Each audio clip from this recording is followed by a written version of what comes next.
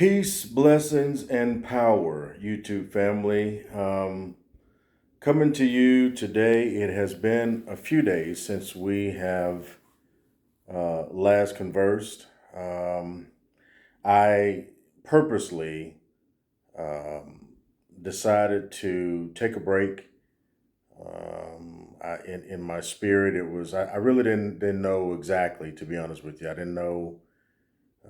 It wasn't very succinct in my mind in terms of why I should do it. I just felt it in my spirit that um, maybe I should reserve before I continue the conversations. This month is National Family Caregivers Month. Um, right now, it is right.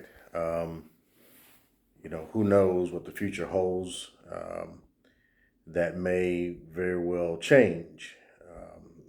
Although that was, and this month was enacted by the current presidential administration. That very well could change, considering that a new administration will be coming in. So, but as we know it today, as we know it for November 2024, it is still National Family Caregivers Day. I'm sorry, National Family Caregivers Month. Forgive me, family. It has been a very interesting, trying, emotional day, as many of you, I'm sure, may be able to agree with. You may have had similar experiences. Hey, listen, let's just get into it, family. There are many of us who, um, many of you, if this is your first time, visiting this channel, welcome to the Doctor's Corner. This is a community, this is a space where we,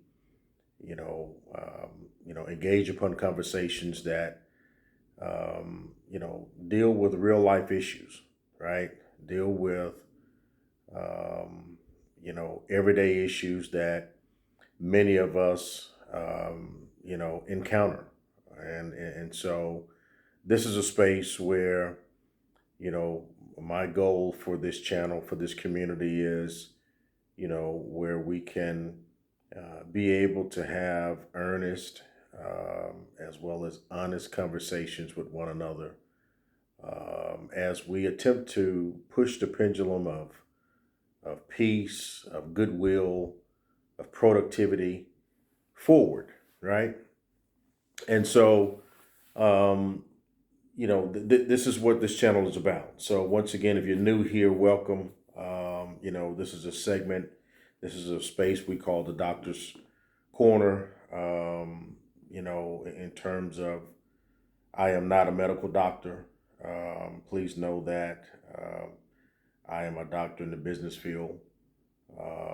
And so, the topics that we have here, the things that we discuss here, I will often share peer reviewed information pertaining to matters of mental health or anything that we feel could be helpful, right? Could be something that could be utilized, for each of us on a day to day basis. And so, but my specialty, I'm an expert in the business field and the field of leadership, in the field of organizational leadership specifically. So once again, that's kind of a prelude. Forgive me, I didn't, in terms of introduce, and greet the way I usually do. Today is a very odd day. Okay. And so, as it relates to those of you who, visit here often know caregiving, specifically family caregiving, is something that's very dear to me because it's a life that I live. It's a journey that I walk every single day. And so, in terms of taking care of my 89-year-old mother, And so with that, it's we those of us who are in this life, we have challenges that pop up every day that we have to deal with, right? In addition to taking care of my mother, of course, we have, our 16-year-old daughter who, will be soon venturing off to college. And so we are part of that sandwich generation. So as we talk politically, I shared with the community not long ago, a few weeks ago, maybe a couple of weeks ago, in terms of, I shared the excitement that I had because finally there appeared to be a national discussion as it relates to the lives that we live, the lives that we have as family caregivers, right? And so, it was exciting for finally policy to be discussed that could have a positive impact on our lives, right? A positive impact on the lives of the people that some of us rely on, these professional caregivers, CNAs, in the field. And so I was really excited about that because the reality is, we live in a universal society whereby if there can be one element that can assist one group, right, by default, it has the great capacity of enhancing the overall community, right? And so I was really, really excited about, hearing legislation that where caregivers could begin to, begin the process of receiving financial assistance in terms of pay and all of the things that was, that VP Harris was had put on the table. I was really excited about that because once again, in terms of, if when you're not in this world, when you're not in this life, in terms of being a round the clock caregiver, there's no way for you to understand the financial costs that involved, right? It is not inexpensive by any stretch of the imagination. And so, what happens is it forces or places some families in positions where they have to make decisions that are uncomfortable. They have to make decisions in terms of, placing that family member in an environment that may not be as conducive for the health, for the mental health as well as for the physical health, right? All because of finances, right? In terms of hiring caregivers out there, family, I got to tell you, it's an extremely expensive um, responsibility. So it's one that you have to take into account greatly before you decide to take on that responsibility. So I'm rambling a little bit. Forgive me once again. I'm getting it together as I'm talking to you as we're talking this thing out. So the current administration had 146, 145, 146 million dollars already earmarked through the American Rescue Plan that was going to go towards the caregiving industry of everything that I just previously spoke about. And so that was big news. That was huge news for us. That wasn't money that was going to come to somebody like me. That was money that was going to go towards the professional people that I call upon for assistance. My mom's nurses. That those funds would assist them. Well, of course, if those funds would assist them, then that kind of lessens the load on me a little bit, right? And people that's in my position, right? And so now that would just, it helps everybody around. That's what I meant in terms of when you find something that'll help one group, by default, it helps everybody, right? And well, the reality is, with the recent events of the election that occurred on last night, most likely all of those funds will dissipate and go away. Most likely, none of those funds, none of the discussion that has been discussed and talked about in terms of the caregiving industry will come to fruition. Potentially. Just understanding the administration is coming in now in terms of what they're typically focused on. It's not typically the kind of things that we're talking about now, right? It doesn't typically, you know, people like myself. I'm not rich. I'm not from any wealthy family or any. I don't come from any of that, right? I'm just a hardworking individual who loves my family, and I want to do everything I can to be a blessing, to my family, be a blessing to my community, and do everything possible to try to, you know, give us the best opportunities of living a joyful life. That's all. That's who I am. That's who. If you're into this channel, you're in this community. That's who you are as well, right? And so, unfortunately, the new administration is coming in. That doesn't, based upon what we all have seen previously, that's not a focus that they would have. So, more than likely, that money will not be used for anything that it was earmarked to be used for, specifically for caregiving.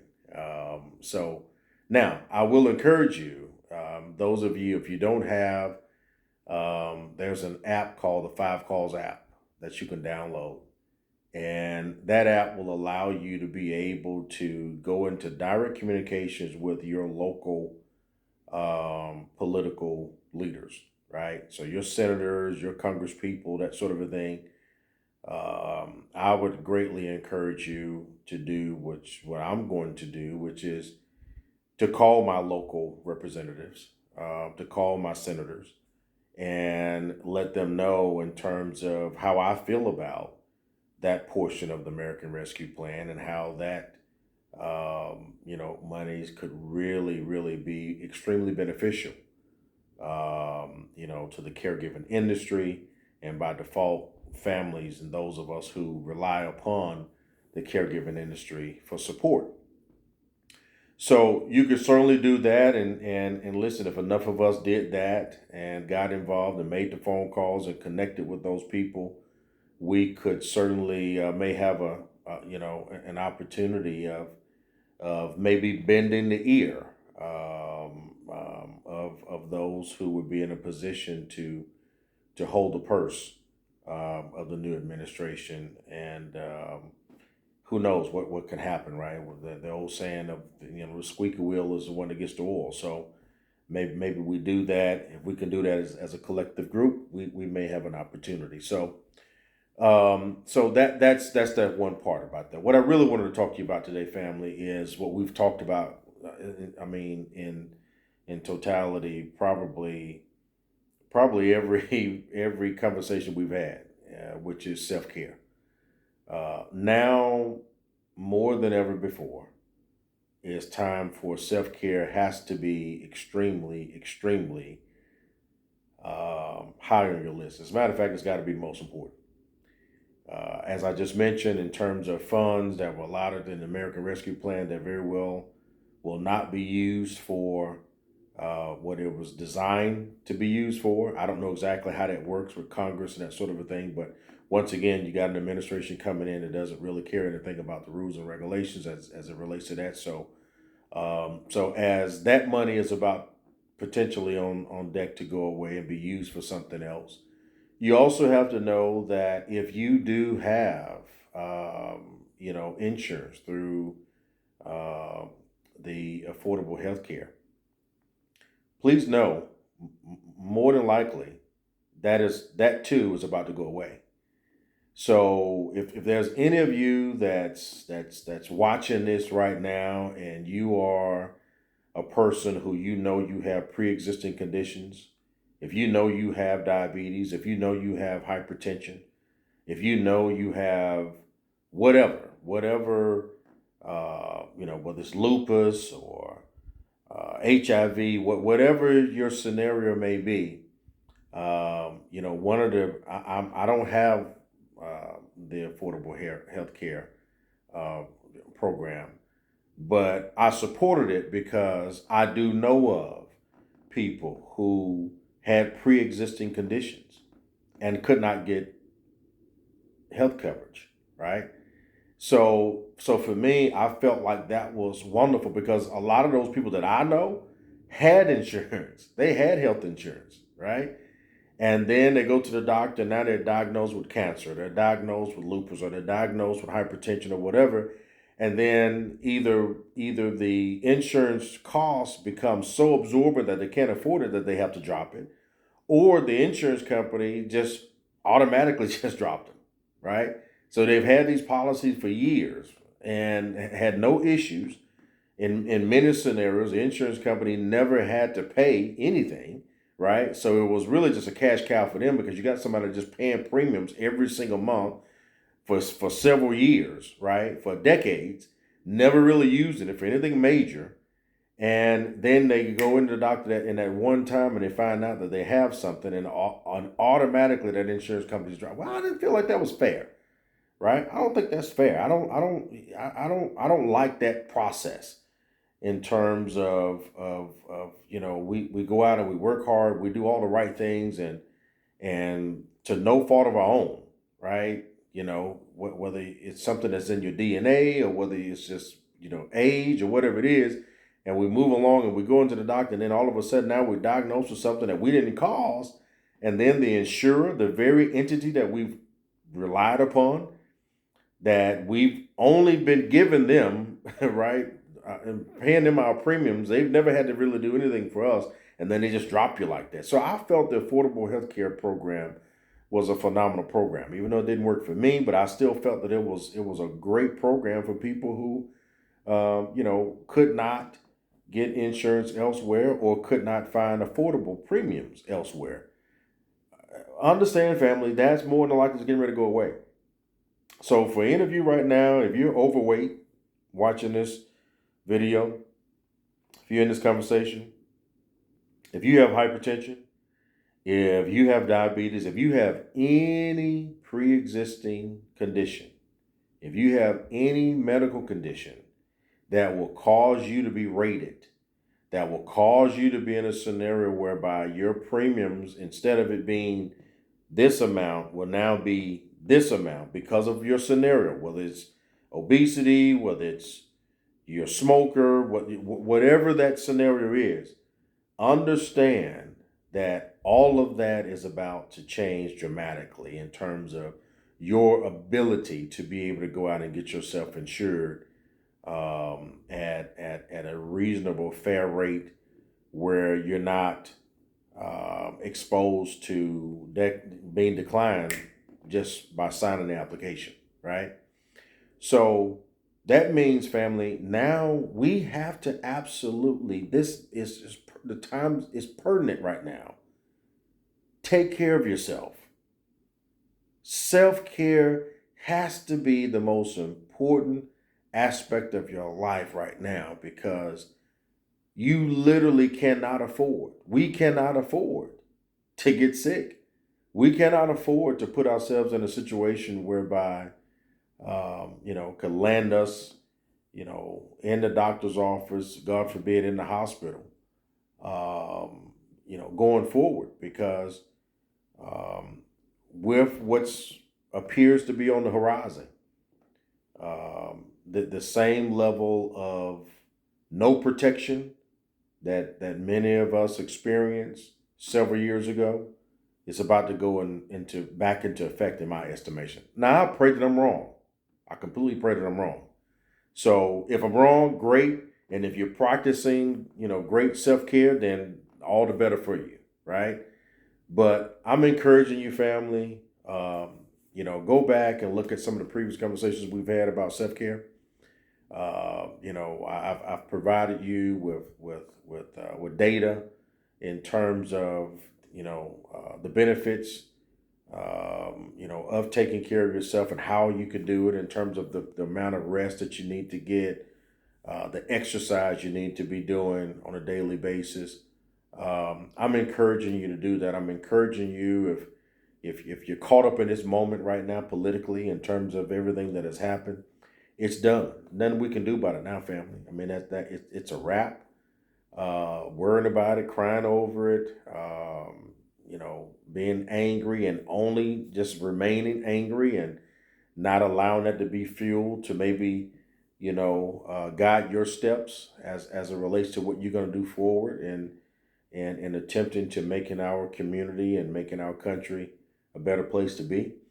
That if that's the only thing that you should be utilizing that anger for, right? Fuel to assist you in moving forward to be a better citizen of our society, right? But worrying about it, stressing yourself over it, it's not good for your health. And those of you who are, the family caregivers, you know, be sure that you're engaged with that family member.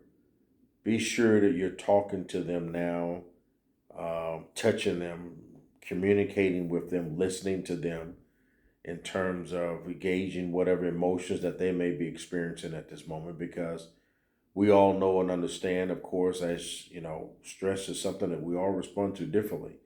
But certainly, our elders, have a greater propensity of responding negatively. Physiologically, they respond negatively to that level of stress and worry and that sort of a thing. I know my mom, several times a day, she's expressed in terms of being so concerned about her grandchildren, right? Being so concerned about what's going to happen in the world right now. You got to understand, my mother was born in 1935, right? We're talking about a lady who could not vote until she was 30 some years of age, right? Not 18. So many of you that may be on here today and you understand and know that at 18 you can vote, right? That wasn't her reality because she came through in a generation where that wasn't available to her. In fact, it was illegal, right? All because she was a woman, number one, and number two, because she was black. So with with the recent events of things that have happened, there are things that triggers in her mind that has triggered in her mind today that has her. She's been nervous. She's cried a couple times, right? So that's why I wanted to come on here today, family, and encourage everyone that's on this channel this evening. I'm encouraging you, please share this with your family and friends because I think this is a formula. I think all of us, will have to employ in terms of self care going forward. In terms of really gauging what we're feeling, our emotions, what we're thinking, what we're going through, right? And then finding our own ways to work that out, whether that's through talking it out, whether that's through exercising it out, whatever that is, right? To help you get through that moment, because I also predict, over the next um, 4+ years, we are going to, those of us who are in this country will potentially experience some great deals of anxiety, of stress, and probably more than we can even imagine at this current moment. But we've seen it before, so just remember that. In terms of how that level of stress and everything that we went through. So I'm encouraging you, family. Let's do the best that we possibly can to help each other in this moment. Once again, this is one of the purposes of this community and of this channel, where we can come in and have these kind of discussions. But I'm certainly imploring upon you, please take care of yourself. Please gauge your emotions, gauge your anxiety, gauge your frustrations, your anger, your sadness, all of the whole realm that you go through, and stay on top of it. Don't allow it to get out of control where it's controlling you. as opposed to you controlling it.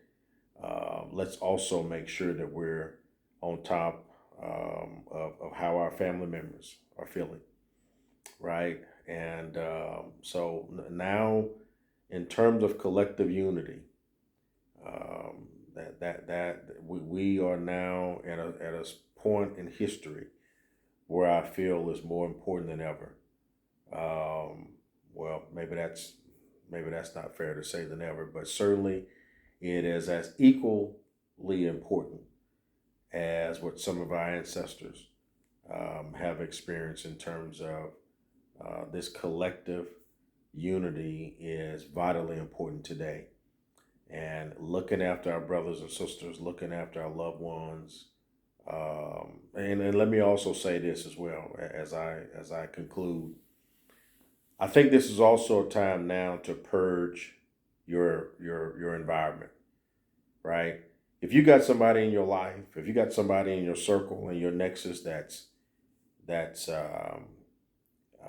they add more stress to your life than um, than positivity, than joy.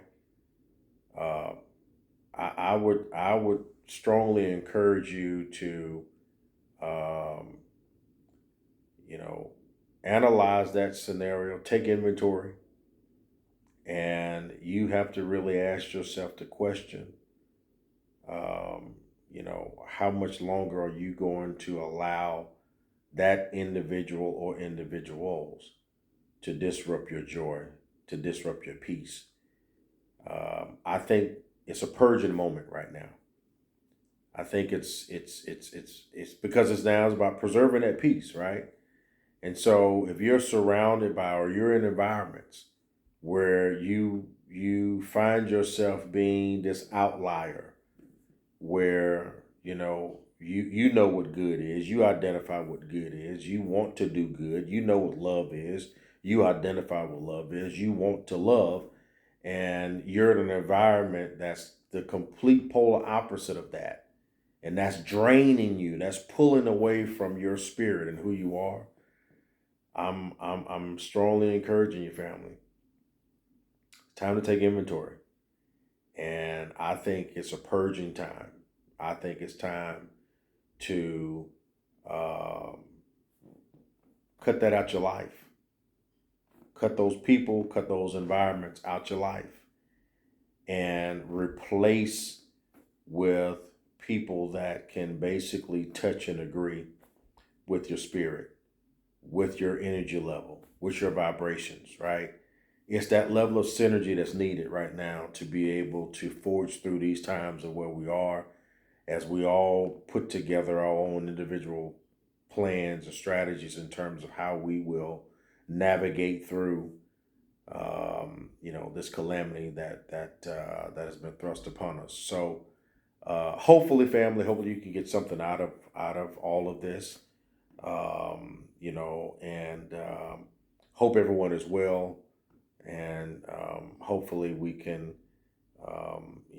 on our next conversation, it could be a little bit more upbeat. Forgive me, if you would please, in terms of I know my energy level is not the greatest at the moment, but as I've, gave you the preface earlier on, it certainly has been a tough day, but prayerfully you can get something out of this, and even if none of this applies directly to you, but if you know someone who you think could benefit from this conversation, please share it, please, because this is a serious matter. I once again I'm a total believer in what affects one member in our community has the greatest potential of affecting us all. And so these are times right now where we're not going to be able to hide, right? We're all caught up in this together. So until we talk again, family, listen, peace, and please be well.